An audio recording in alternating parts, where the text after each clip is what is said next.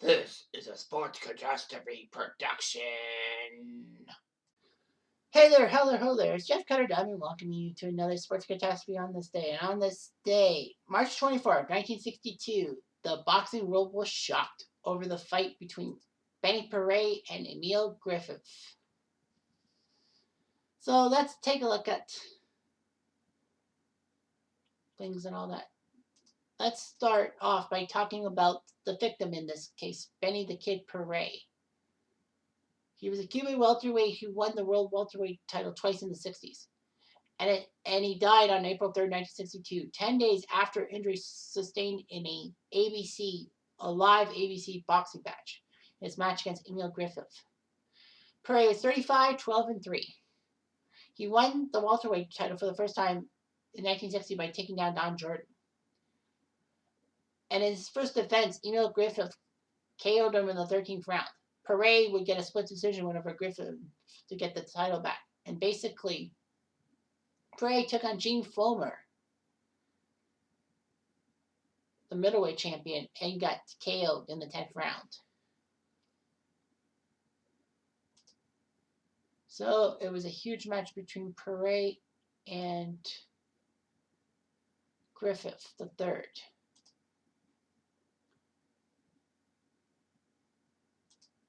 Emil Griffith was pretty good and all that.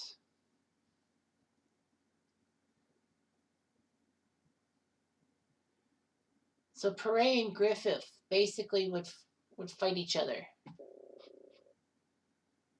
And, things would happen. All that. So Benny Paret wasn't that much of a loser. So this was a huge match. So Paret and Griffith would fight at Madison Square Garden on a Saturday night, March 24, 1962. But Griffith was heavily favored by Vegas oddsmakers as a 2-7 favorite to win. Paret from Santa Clara, Cuba, 35-11-3 before the fight with 10 KOs, 5'7", 146 pounds. Would fight Emil Griffith from the U.S. Virgin Islands, 28-3 with 10 KOs, 5'7.5", 144 pounds. For the linear welterweight title. The morning of the fight, at the customary weigh-in, Paret needled Griffith with an insult in Spanish while Griffith stood on the scales. Contemporary newspaper reports described the exchange without being specific about the insult. But let's say that after the pose with Paret for photos, Griffith said, "I better not. I'm liable to swing right now." Paret would insult. The insult would be Maricon,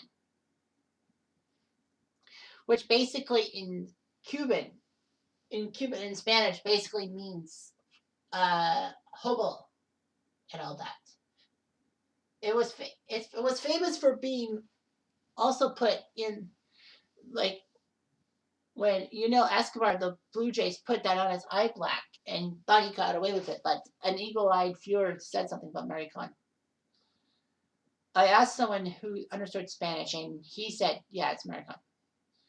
Griffith had actually worked at a women's hat factory and designed hats. Griffith would actually be coming out as bisexual in his later years. But of course, in 1962, allegations of homosexuality were considered fatal to an athlete's career, and basically a grievous insult in the cultures both fighters come from. Griffith was arranged by Paret's taunt at the weigh-in, and it set the tone for the fight that evening. So fighting for ABC Sports, which had the thing live, there was 4 fights before that. American Billy Bello drew with Andy Figueroa of Puerto Rico.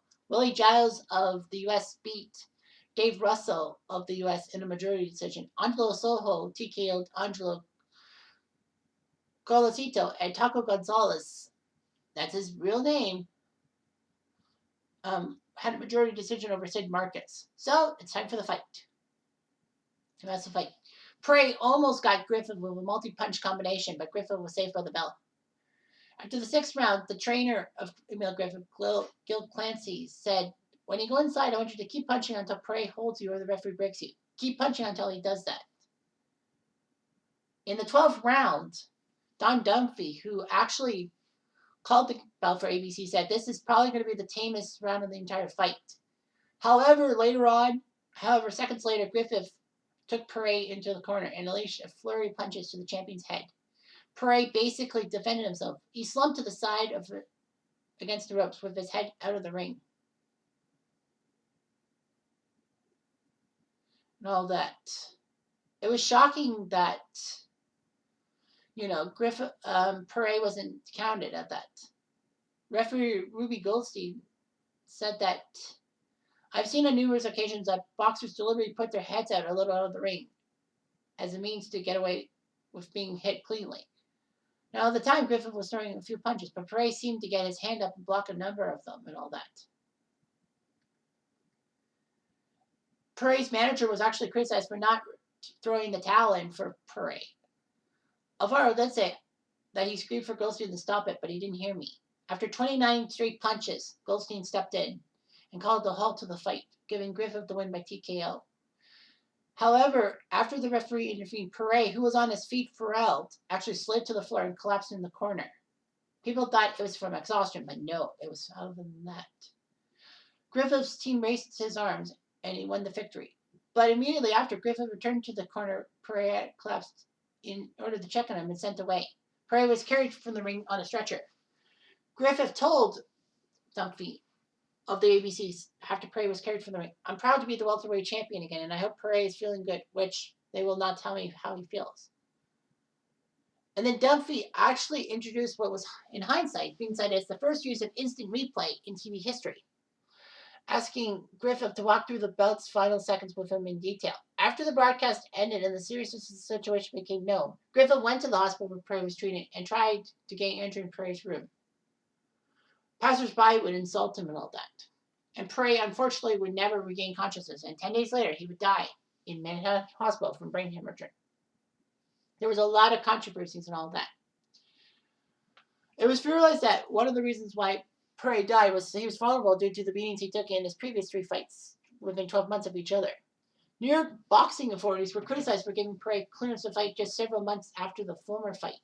The referee, Goldstein, a respected veteran, came under criticism for not stopping the fight sooner. Goldstein would explain, I never blamed myself, but people blamed me for not stopping it sooner. If the fight was being fought right now, I wouldn't stop it sooner. Perret was a good, durable fighter who looked like he was in trouble, but he would fire punches and win the round and all that. And people said that Goldstein hesitated because of Perret's reputation of feigning injury, and Griffith was not a good finisher. And people thought that Goldstein was afraid that Perret's supporters would riot and all that. Unfortunately, he was scarred by the event, having nightmares, insomnia, and flashbacks. The New York State Athletic Commission cleared him of wrongdoing, but Goldstein decided to retire permanently.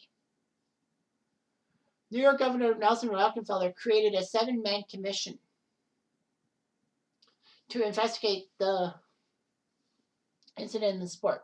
This fight, among others, such as a Davey Moore versus Sugar Ramos fight in March 1963, which caused Davey Moore's death, led to the decline of boxing as a televised sport. ABC decided to cancel the fight of the week in 1964. Contrary to popular belief that basically the Perret-Griffith fight ended ABC's boxing things. Pro boxing would not be televised on a regular basis again until the 1970s and rarely aired in primetime until the following decade. All that. Griffith would receive hate mail from Perret supporters who said he killed Perret over his thing. Unfortunately, Griffith would have guilt over Perret's death and suffer nightmares. However, in the 2005 documentary Ring of Fire, the Emil Griffith story, Griffith had, at the end of the documentary, harbored guilt over the incident. Is introduced to Perret's son. The son embraced Griffith and said he had no grudges against Emil Griffith. So basically, this was a massive event. I wonder if I missed anything with Perret. Of course, that whole thing and all that. Nope. Basically, that's all I got about this guy.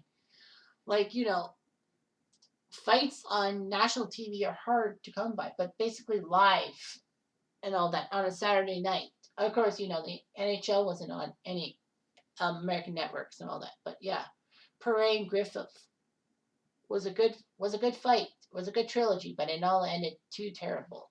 I'm Jeff Diamond. I'll do.